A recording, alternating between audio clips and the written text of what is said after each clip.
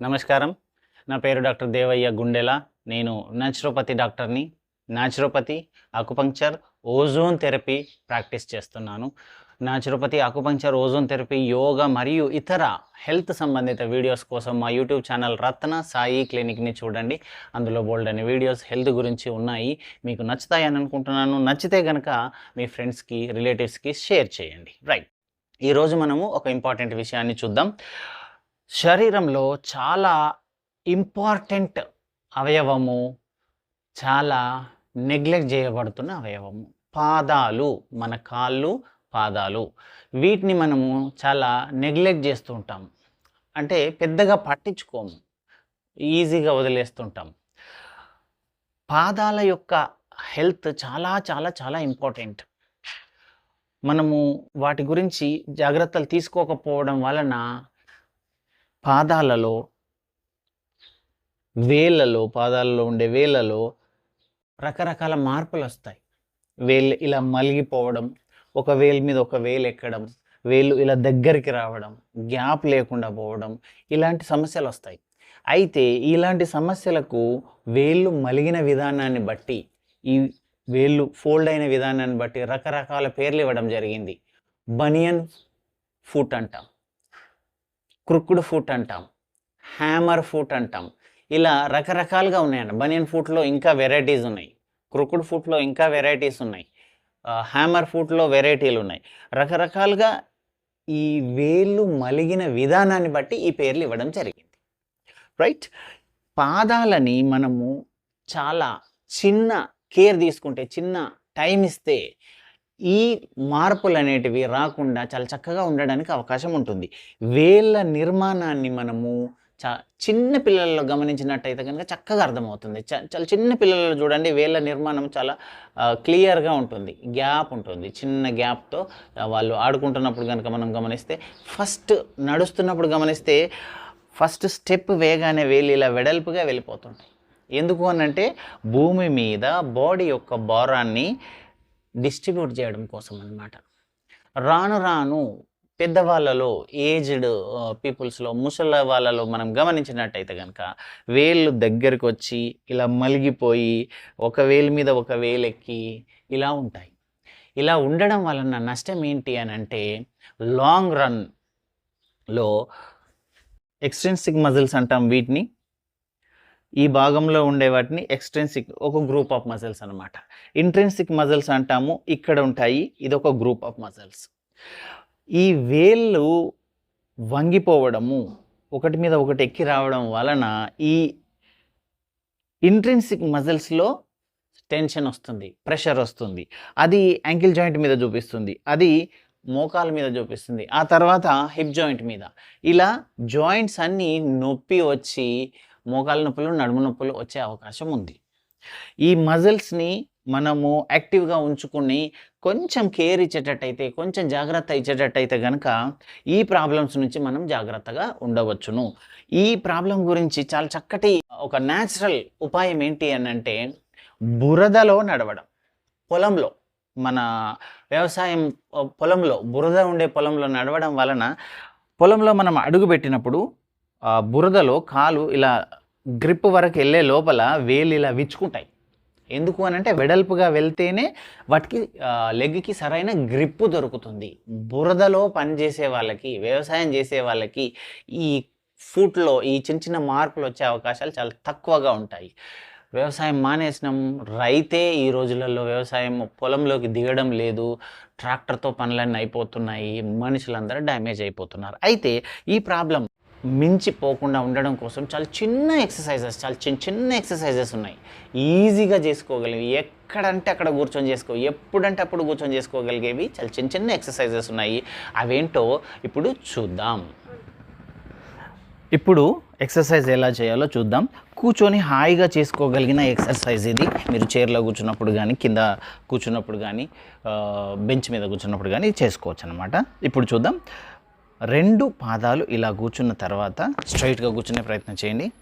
వేళ్ళు మాత్రమే పైకి లేపాలి. 1 2 3 4 5 6 7, 8, 9, 10.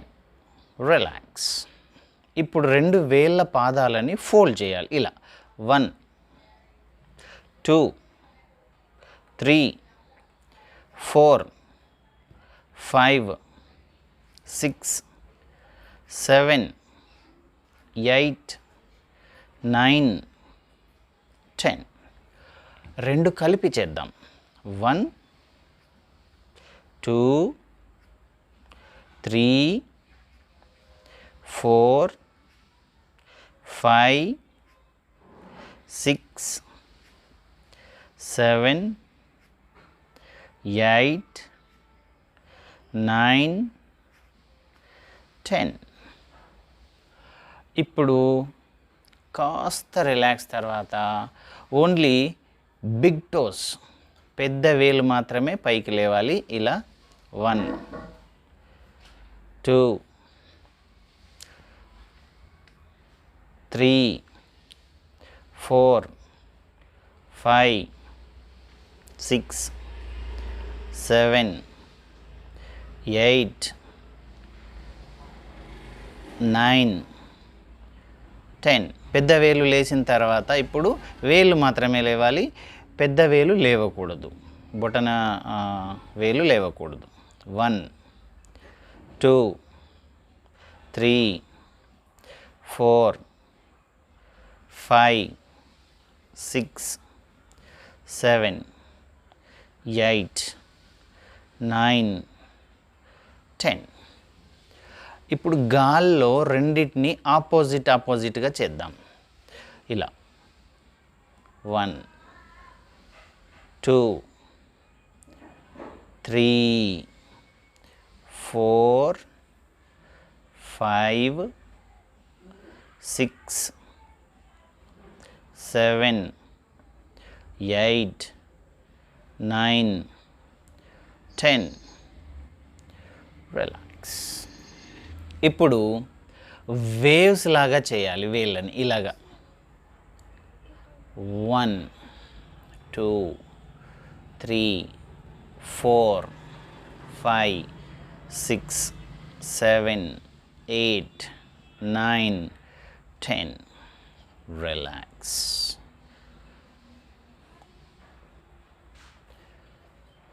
ఇప్పుడు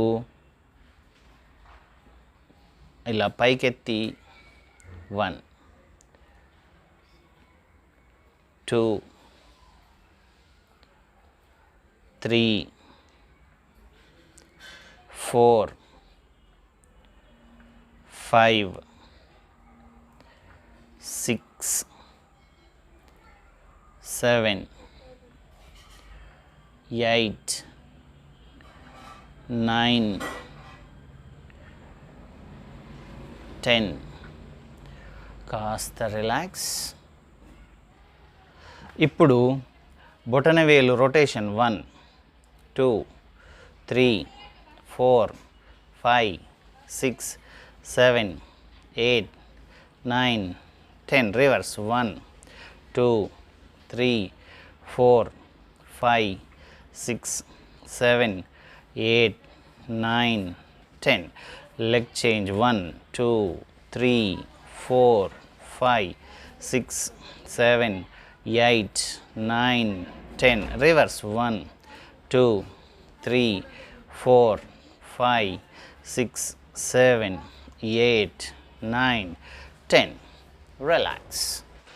Now, ఇప్పుడు ఒక బాల్ తీసుకొని ఇలా పెట్టి దాని మీద పాదం ఇలా పెట్టి 1, 2, 3, 4, 5, 6, 7, 8, 9, 10.